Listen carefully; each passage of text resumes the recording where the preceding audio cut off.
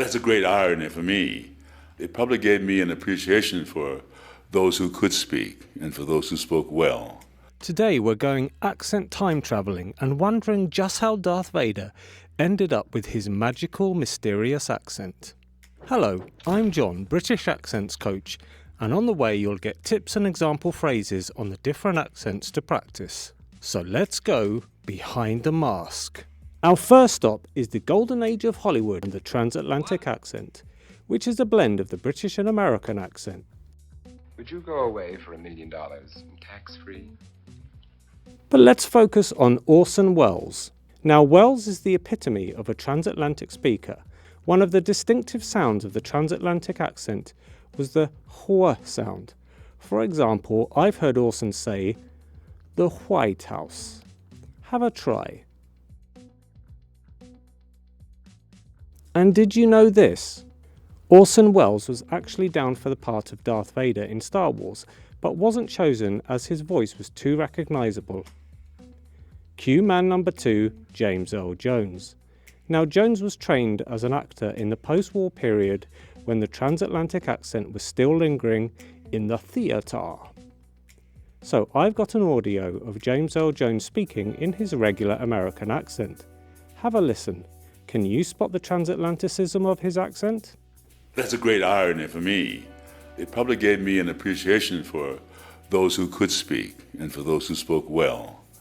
Being a silent person, I said, it's not that I said, I wish I could do that. It's just that I really liked that.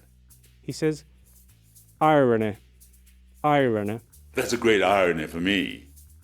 In a very theatrical British way. But listen to this. It's just that I really liked that. Compared to, I really like that, in my regular British accent. Cue entry of man number 3, David Prous. Now, Prous was a bodybuilder who just happened to have the perfect physique to fit the Darth Vader suit.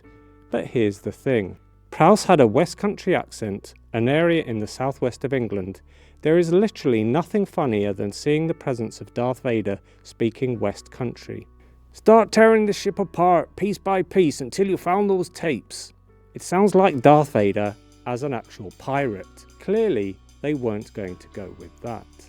So enter the persuader and man number 4, George Lucas, the creator of Star Wars. Now, the story goes that James Earl Jones wanted to give Vader a more psychological side, but Lucas said that Vader must have a very narrow band of inflection because he isn't human. In other words, his intonation needs to be a bit more robotic. And there you have it, dear viewers, the compelling story behind Darth Vader's transatlantic accent. From the golden age of Hollywood to a galaxy far, far away, this accent has stood the test of time and played a crucial role in shaping one of cinema's most iconic characters. Thank you for joining me on this linguistic adventure where we explored the origins and significance of Darth Vader's transatlantic accent. May the Force be with you. See you next time.